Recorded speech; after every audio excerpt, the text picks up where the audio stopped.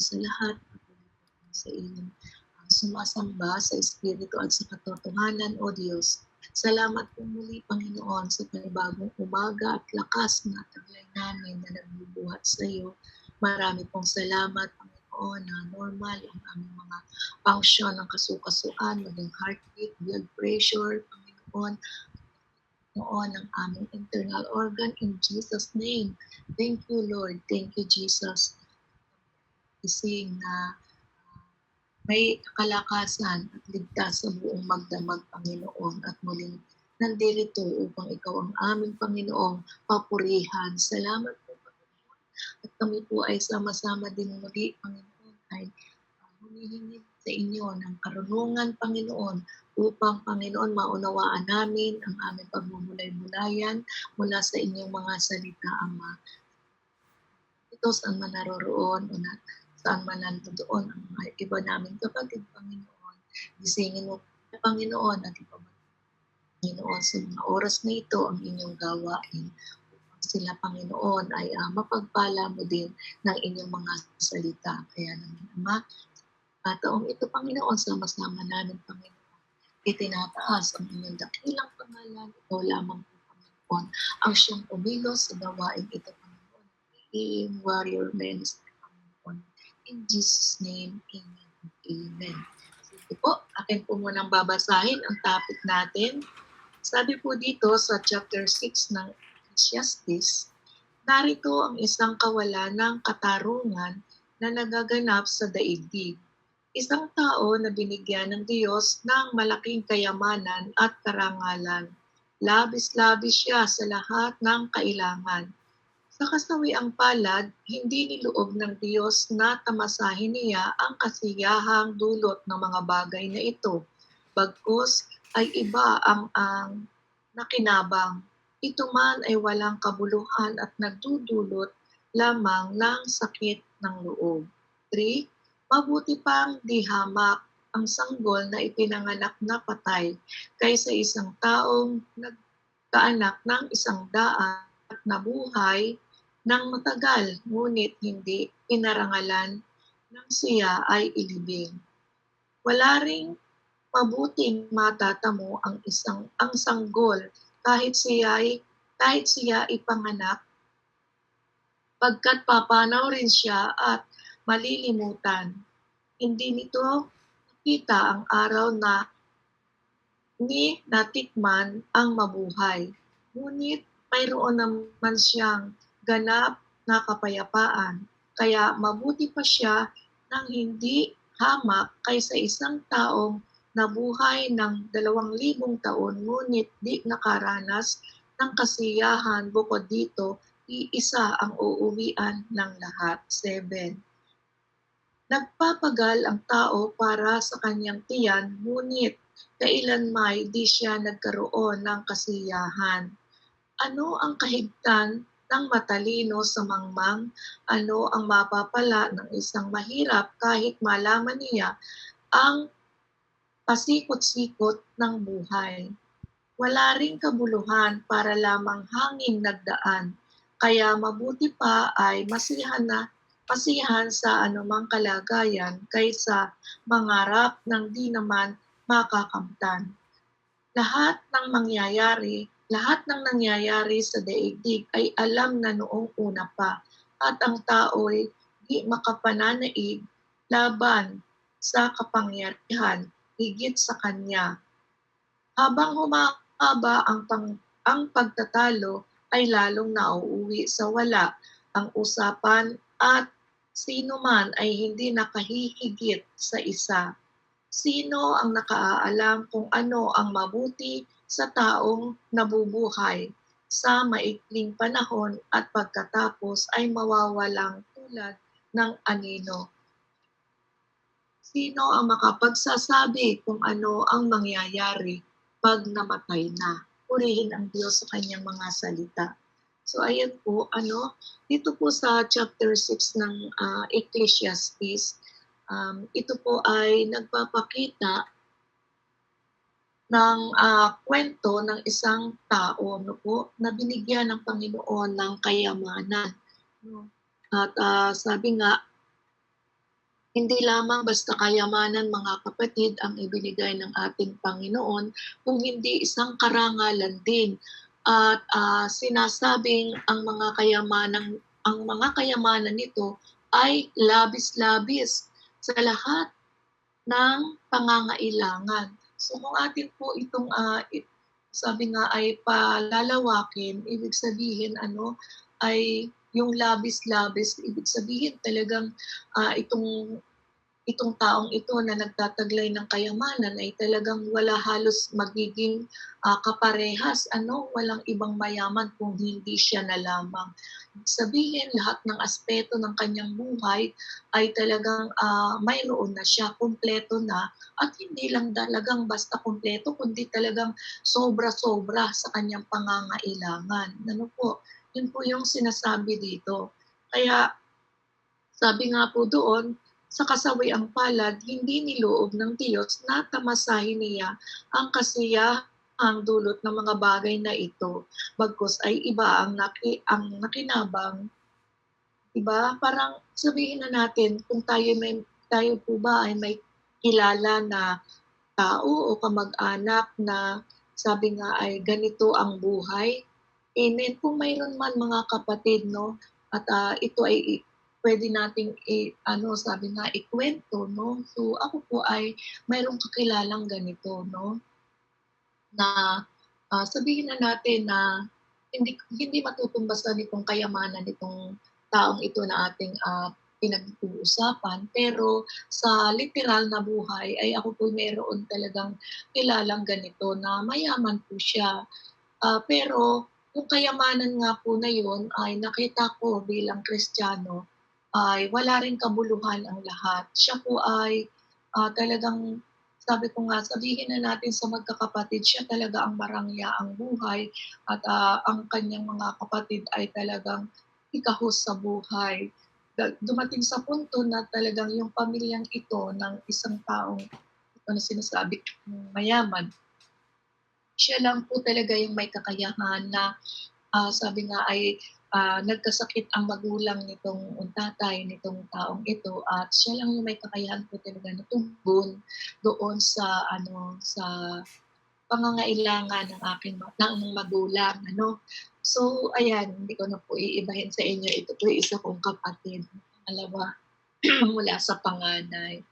Siya po ay may asawa na sabi ko nga ay hindi naman siya galing sa isang mayamang pamilya pero nagsumikap po siya, yung aking bayaw nagsumikap at nabigyan nga po ng magandang buhay itong aking kapatid, dalawa.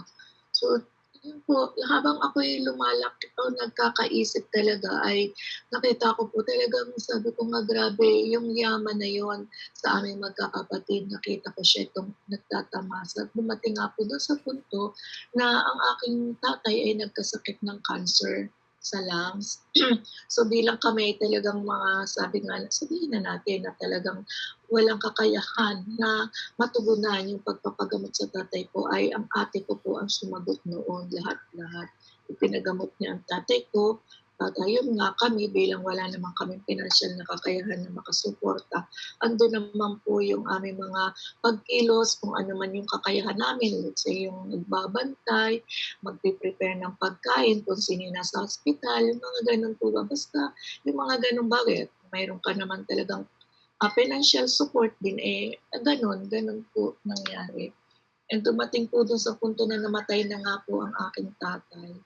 At dahil doon ay ang aking kapatid ay hindi namin alam na nagtutuos po pala.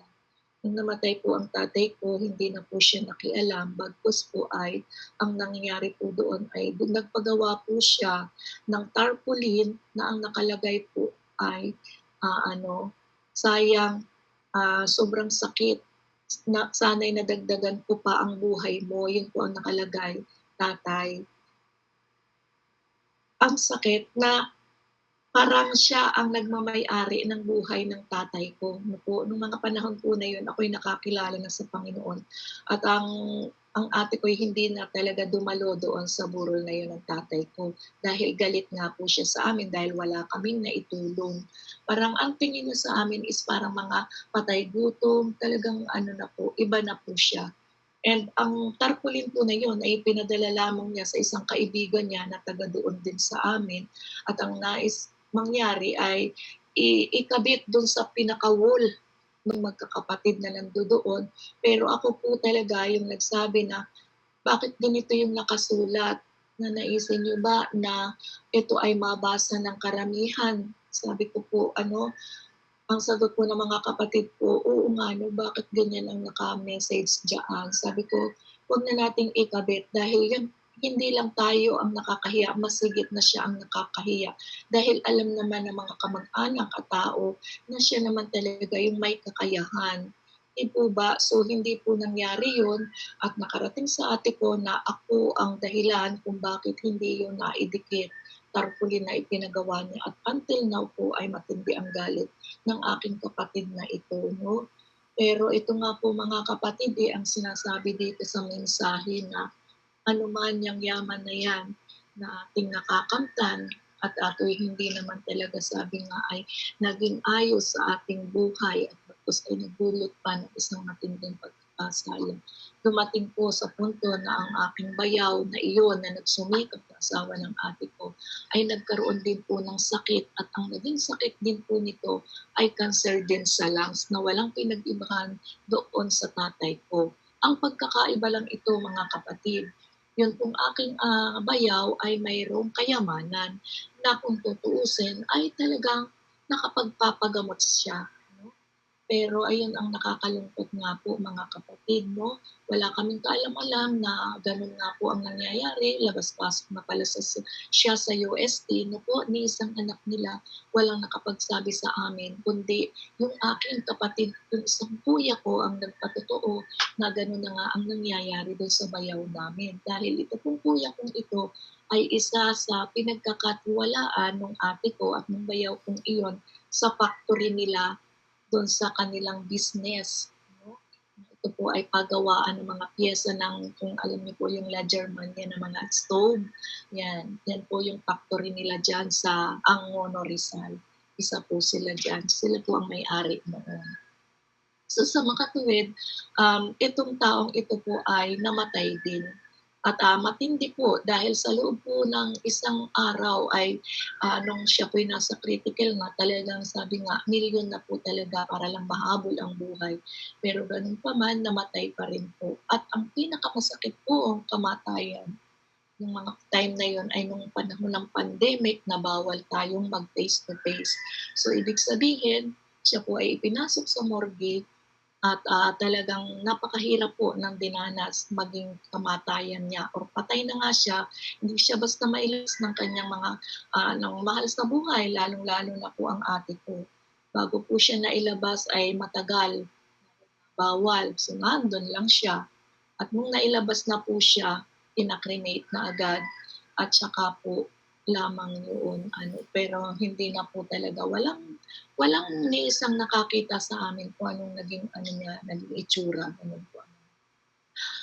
Ibig sabihin lang po kung unawain talaga natin ano nga bang saysay ng mga pinaghihirapan nating ito mga kapatid kung ang atin talaga mismong goal ay ang mga pangsariling kapakanan, wala din pong kabuluhan ang lahat ng ating pinagpagalan.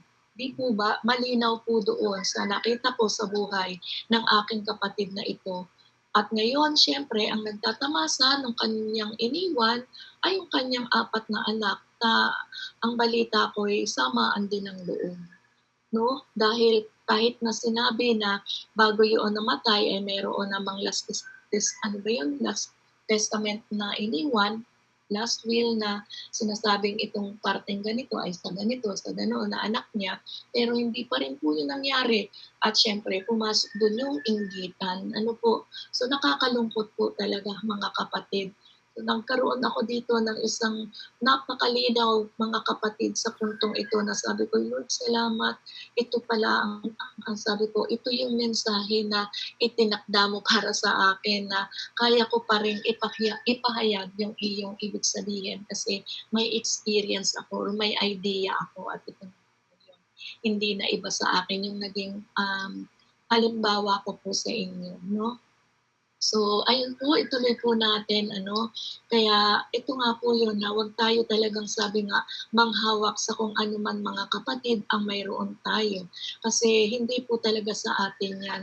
Ibig sabihin ay talagang ipinagkatiwala lang po yan sa atin. Ano po? Okay? So, naunawaan po natin na talagang walang kabuluhan ang lahat ng ating pinagpapaguran sa mundong ito. Sabi nga po doon sa verse 3, ay mabuti pang di hamak ang sanggol na ipinanganak na patay na kaysa isang taong nagkaanak ng isang daan at nabuhay ng matagal, ngunit hindi pinarangalan ng siya ay ilibing. So kahit anong bali-balik na rin man natin, ibig sabihin, ang ating ginagawang maganda at lalo na sabi ng ganoon ay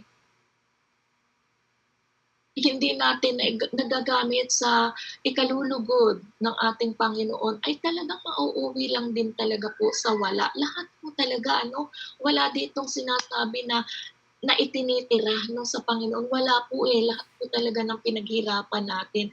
Kaya talagang sinasabi na mabuti pa nga naman yung sanggol na ipinanganak na patay katulad ng aking sanggol na nakunan po ako ng 6 na buwan, nabuntis ako, nadulas po ako at nalaglag ang batang iyon, pero siya ay may kasarian na isang lalaki po. Ibig sabihin, mapalad pa rin pala yung baby na yon na namatay na isinilang ko, napatay na sapagkat wala na siyang naranasan pa dito sa mundo na to, hindi na siya nagpagal para sa buhay niya, di po ba? Wala talaga kasi patay na siya ng isinilang, di po ba? So, mas payapa siya, di ba? Wala siyang karanasan ng kung ano-ano pang katulad natin. Kumpara pa dito sa isang daang, sabi ng anak ng isang daan at nabuhay ng matagal, ng mahabang panahon, ngunit nang mamatay ay hindi rin naman nabigyan ng mga mararangyang libing. O di ba po, hindi rin siya, kumbaga, inonor, ganon. Siguro namatay na lang din ito ng parang ganon lang, di ba po? Kung iisipin natin talaga sa buhay natin ay isang napakalaking pagpapala sa atin na tayo talaga, sabi nga, ay naliliwanagan sa pamamagitan ng mga salitang tulad nito, no? At sabi nga po doon sa verse 4, wala rin mabuting matatamo ang sanggol kahit siya ay ipanganak, pagkat papanaw rin siya at malilimutan. Ibig sabihin, kung ipanganak man ang isang tao, ang sanggol, sabi nga ganun, at mabuhay, at tapos mamatay, wala rin, sabi ng ganun, ay malilimutan din naman. Kahit sino naman, di ba, pag namatay na sa una, syempre ganun, yung mga alaala nun, alaala lang yun. Pero sabi nga ay lilipas din yung, di ba, pag tayo namamatayan, mga kapatid, malungkot, masakit, no? Pero hindi tayo nananatili doon sa pain na yun eh. Nakakalipas din, lumilipas din yung mga sakit na nararamdaman natin. Bakit? Nakakagawa tayo ng mga iba pang mga kaparaanan, nagpapatuloy tayo sa buhay. Kung ano man yung gusto natin na ipagpatuloy, nagagawa naman natin. Bakit, mga kapatid? Diba? Dahil nga rin yun sa kapangyarihan ng ating Panginoon. Yun kasi yung talagang dapat natin makita na talagang lumilipas ang lahat ng bagay sa mundong ito, anuman ang mayroon. Hindi nito nakita ang araw sabi nga, natikman ang mabuhay. Ngunit mayroon naman siyang ganap na kapayapaan. Kaya mabuti pa siya nang hindi hamak kaysa isang taong nabuhay ng 2,000 taon ngunit di nakaranas ng kasiyahan. Bukod dito, iisa ang uuwian ng lahat. So ipinapahayag po dito na sa lahat ng ito na nabanggit, sabi nga gano'n, iisa lang po talaga ang ipinapakita dito na kahihinatnan ng ating buhay. Ito'y walang iba kung hindi ang kamatayan.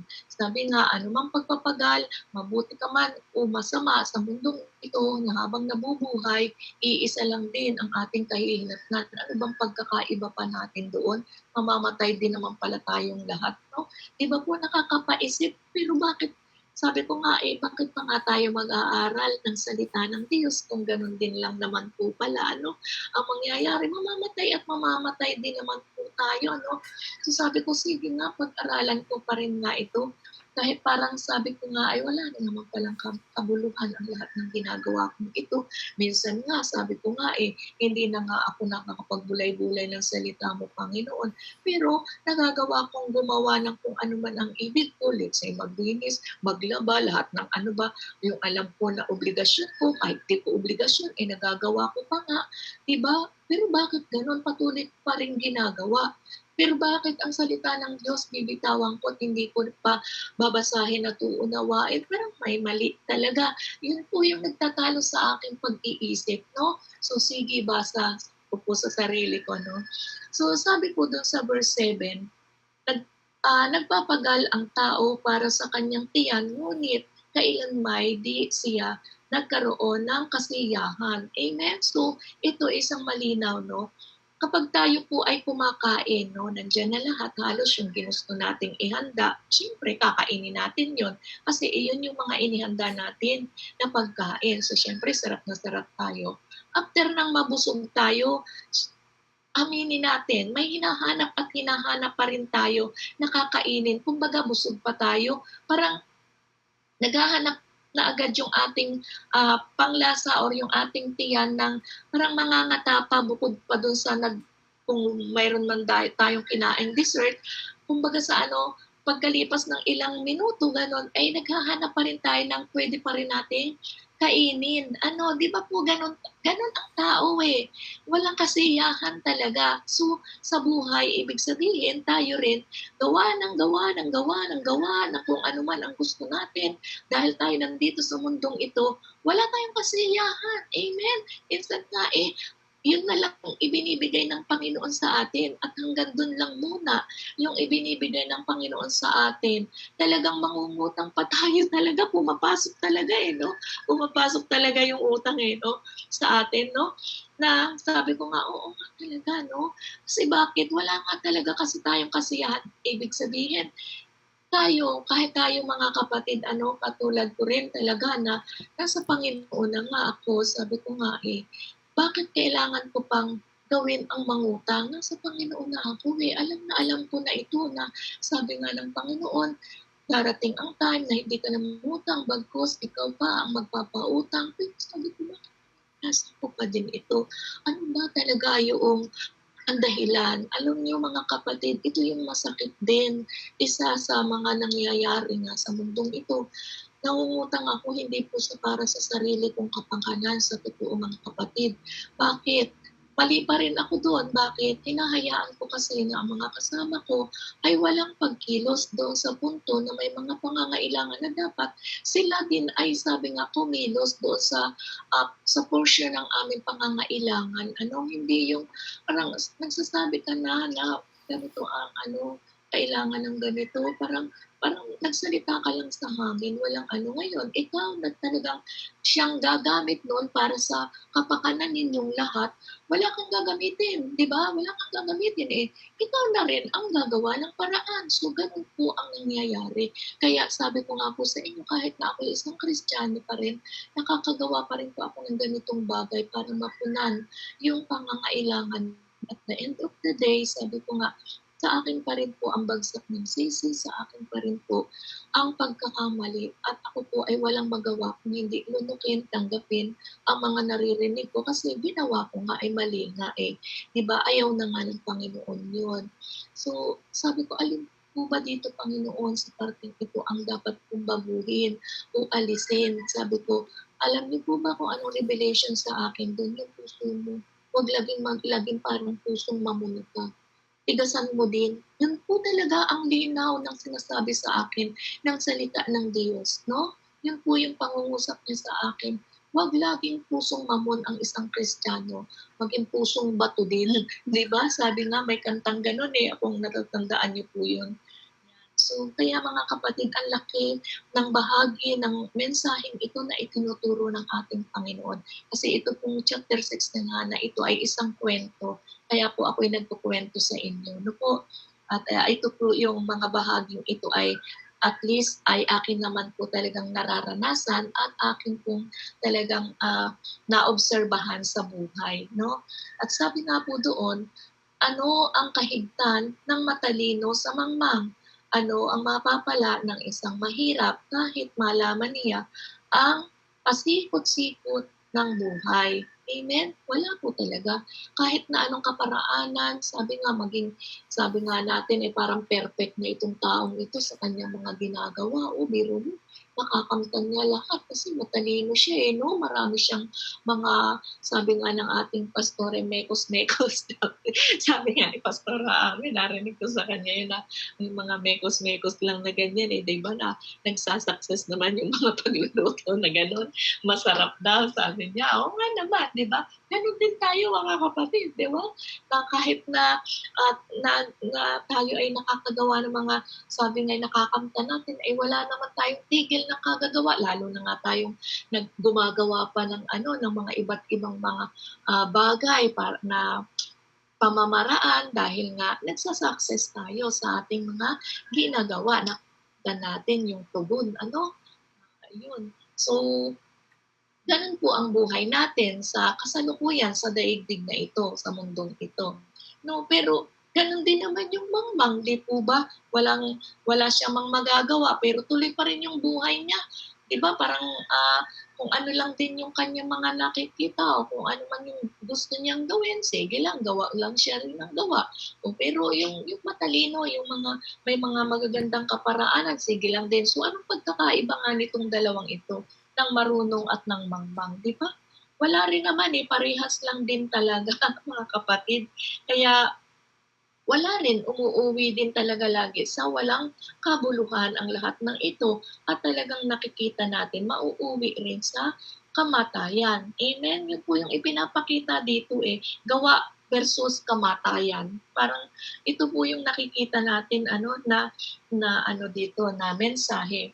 Sabi nga po doon sa verse 10, lahat ng nangyayari sa daigdig ay alam noong una pa. At ang tao ay di makapananaig laban sa kapangyarihan higit sa kanya.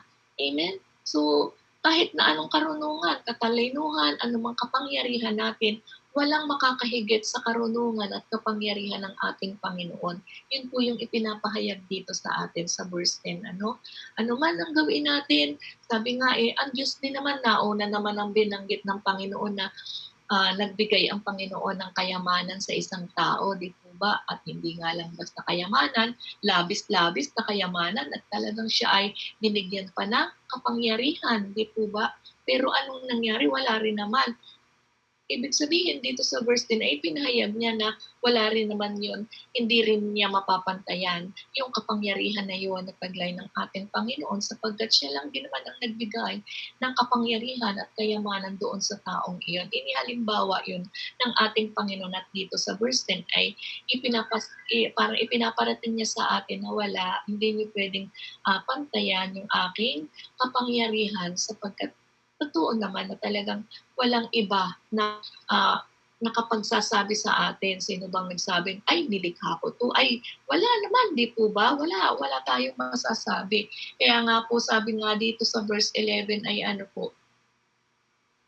sabi po doon, habang humahaba ang pagtatalo ay lalong sabi na uuwi sa wala ang usapan at sino man ay hindi nakahihigit sa isa. Di ba? Ang linaw po talaga mga kapatid na ipinapakilala talaga ng ating Panginoon kung sino siya sa atin. No, ito, katulad nito, aral tayo ng aral ng salita ng Diyos, pero ganun pa man, tanging ang Panginoon lang naman lagi ang ating itinataas at siyang lagi na pinaparangalan. Lahat ng ating nabuklat na pages dito sa ating binabasa sa Biblia. Di ba, laging ang Panginoon po ang ating itinataas at pinapupurihan at higit sa lahat, ang Diyos pa rin ang ating kinikilala. Di po ba? So sabi nga po doon sa ating conclusion sa verse 12, sino ang nakakaalam kung ano ang mabuti sa taong nabubuhay? Sa maikling panahon at pagkatapos ay mawawalang tulad ng anino. Sino ang makapagsasabi kung ano ang mangyayari pag namatay na siya? Di ba? Mayroon na po ba tayong nakita o naalaala o kakilala na namatay na nakapagpahayag sa atin o nakapagkwento na siya ay patay na pero nagkukwento sa atin na ganito ako, ganito ang nangyari sa akin, ganito pala pag namatay. Wala, hindi po ba? So, malinaw po na walang ibang namatay talaga at muling nabuhay kung hindi ang ating Panginoong Hesukristo. So, doon po sa Gawa, chapter 4, verse 12, ano po yung sabi doon? Meron po ako doong nabasa sa Gawa, chapter 4 verse 12. Sabi po doon, kay Hesukristo lamang matatagpuan ang kaligtasan sapagkat sa silong ng langit, ang kanyang pangalan lamang ang ibinigay ng Diyos sa ikaliligtas ng tao. So, ibig sabihin po talaga, walang ibang pangalan sa silong ng langit na inilagay kung hindi ang pangalang Hesukristo. So, malinaw po talaga mga kapatid na walang iba pong nakakaalam kung ano ang mangyayari sa atin kapag tayo ay binawian na ng buhay sa mundong ito. Wala po talaga. Talagang ang tanging nakakaalam lang ng lahat po ay ang Panginoon. Kaya nga po itong pinag-aralan natin, anuman ang talino ng isang tao, anumang kapangyarihan ng isang tao, anumang kayamanan ng isang tao na kanyang pinaghirapan, pinagpagalan at tinayuan sa mundong ito ay mauuwi rin po sa wala sapagkat sinasabi na hahantong lang din sa kamatayan ang buhay na ito. Ngunit pinakamahalaga po doon ay alam natin na walang ibang namatay at muling nabuhay kung hindi ang ating Panginoong Jesucristo na siya lamang tanging nag-iisa. Ang sabi nga, ang pangalan na nasa silong ng langit, ibig sabihin, ito yung Diyos na ating pinaglilingkuran, na ating kinikilala. Kaya mga kapatid, napakapalad po pala talaga natin na kung saan sabi nga ay tayo po ay nakakapag-aral ng kanyang salita. Hindi po ito isang aksidente, hindi rin po ito isang parang sinasabing obligasyon at lalong hindi rin po ito isang parte na parang kumbaga sa buhay natin dapat lang nating pag-aralan kung hindi talagang sabi nga ay ito po ang buhay natin, no? Na mauuwi po talaga tayo sa kawalang hanggan. Ngunit sabi nga, pag namatay po tayo dito, yung ating katawang lupa ay talagang iiwanan po natin yan. Na kung papaano tayo, sabi nga, dumating sa mundong ito nang walang dala, ganun din talaga tayo babalik sabi nga sa ating Panginoon. Kaya nga po mga kapatid, napakahalaga po pala na ang atin pong pagbibigyan ngayong panahon at naunawaan natin ang salita ng Diyos ay yung buhay talaga na babalik sa ating Panginoon. Iyon po talaga pala. Kaya sabi ko nga, wag na ako magtaka kung bakit sa mundong ito'y nararanasan kung ako'y nangungutang, ako ay nagkukulang. Kasi nga, andito ako sa mundo na to at itong mga pangangailangan dito ay pang dito lamang. Pero dapat wag pong aalisin sa aking sarili ang sabi nga, patuloy kong sabi ay pag-aralan ang salita ng Panginoon sapagkat ito talaga yung tunay na magiging buhay ko, yung maunawaan ko kung ano yung aking magiging kalagayan kapag itong aking katawang lupa na ito ay sabi nga panahon na para iwanan ko na. Parang shell or parang ahas na nagluno, di ba? Alam niyo yun? Yung ahas pag nagluno, kung saan lugar ka lamang, kung saan lugar siya nagluno, di ba iiwanan niya yun? Nahuhubaran siya ng buong buo, tapos iiwanan niya na yun, may bagong balat na ulit siya, gagapang na ulit siya kung saan niya pumunta. So tayo po ganoon, para din tayong mga shells na kapag iiwanan din natin yung shells natin. So ganun, walang pinag-ibahan po talaga yung buhay natin. Kaya sabi ko nga, ini-imagine ko talaga mga kapatid, yung mga biglaang namamatay at yung mga namamatay na lagi ko po kayang sinasabi yun at ini-imagine na gusto na kaya yun kakilala sa Panginoon na kaya yun patungkol doon sa nangyari sa kanya sa kamatayan, yung kung gano'n. Lalo na yung mga biglaan. Tapos ayan, makikita natin may bata, pero yung sa bata parang ang linaw 'no, kasi katulad yan yung halimbawa dito sa ating topic na yung sanggol ano. So na-imagine ko tuloy po yung batang namatay sa trahedya sa airport 'no, 5 years old yung bata na yun. Sabi ko nga palagay ko diretso na talaga po yun kay Lord 'no, kasi hindi pa naman siya nakakagawa ng kung ano mang mga, namumuo sa isip niya, sa mga 'di ba inosente, gano'n. So kaya siguro itong mensaheng ito nabanggit dito yung mga tulad ng sanggol na mabuti pa na isinilang 'di ba po, na hindi na nabuhay ng matagal. So napakapalad nung bata 'no, at, talagang lumisan man yung bata sa mundong ito na talagang napakasakit sa isang parte ng magulang lalo na at iisang anak pala yung batang iyon. Pero kung maliliwanagan itong magulang, lalo yung ama ng bata, no? At alam ko yung yun ay ano may purpose or may plano ang Panginoon talaga kasi nabanggit po nung itong ama ng bata, isinalaysay niya yung mga pangyayari before nangyari yung mga bagay na yun at ngayon lang po na ipahayag ano. At yung pala pong maleta na yun na dala niya na inuupuan ng bata ay sinasabi niya na sa biyahe pa lang sila on the way papuntang airport ay may lamang Biblia. Imagine, may laman daw po yung Biblia, yung maleta na yun. Tapos kinakalakpag pa ng bata at tapos sinasabi ng bata na umaawit na Jesus loves you, Jesus loves you. Gumaganon daw po yung bata habang sila ay nagbibiyahe. So parang may premonition yata ang tawag po doon. Ano? Kaya sabi ko nga, oo nga no, kung atin po talagang anuhin yung mga kaganapan sa ating buhay araw-araw, mga kapatid, napakahalaga po pala nito dahil baka nga ito yung tinatawag na premonition na natin at di ba tayo nakakapagpahayag tayo pagka mayroon ng nawalang mga kamag-anak o kung sino mang tao na kakilala natin, kaya pala nung isang araw kausap ko yun, ganito yung mga, di ba, nare-remind sa atin. So itong batang ito ay ganun po. Kaya sabi ko, glory to God, na yung taong yun or yung tatay ng batang ito, sabi ko nga isang araw, mabuborn again talaga siya at makakakilala sila sa Panginoon. Kung ano, bakit, sabi ko nga ganoon kaagap kinuha sa kanila ni Lord ang batang ito.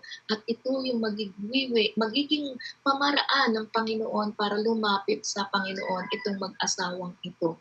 Sabi ko, kiniklaim ko Lord na itong mag-asawang ito ay talagang luluhod at lalapit magpapakumbaba sa iyo kung ano man yung mga nabanggit dahil syempre sa galit nila, sa samaan ng loob. So mga kapatid, ibig sabihin lang talaga tayo mga kapatid, habang nabubuhay po tayo, ay talagang samantalahin po natin ang lahat ng mga bagay na kung saan ay alam natin na ito'y kalugod-lugod sa Panginoon. Ito na lang talaga ang pagpupusa natin na gawain. Ano po, kahit na sabihin nasasaktan tayo, sige go tayo. Kasi alam natin kung ano magiging ending ng buhay natin at alam natin na iiwan naman natin talaga lahat yan. At tayo'y magiging isang alaala, magandang alaala sa mundong ito. Iyon po yung pinakamahalaga doon. Kaysa naman sa mag-ending ang buhay natin na ang magiging alaala mabuti na matay na yan. Di ba po? Napakasakit. Di ba? Na hanggang sa kamatayan, katulad din nga po ng nabanggit na namatay pero hindi naman nabigyan ng magandang sabi nga serbisyo or kumbaga namatay lang. Basta gano'n na lang, parang kulang na lang, itinapon na lang. O yung iba naman talagang nabulok na lang, kalansay na lang din natatagpuan. Mga maraming bagay po talaga mga kapatid na nakita tayo dito sa mensaheng ito.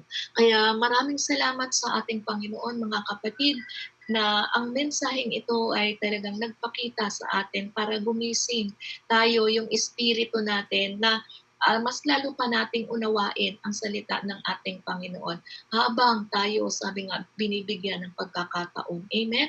So tayo po'y manalangin.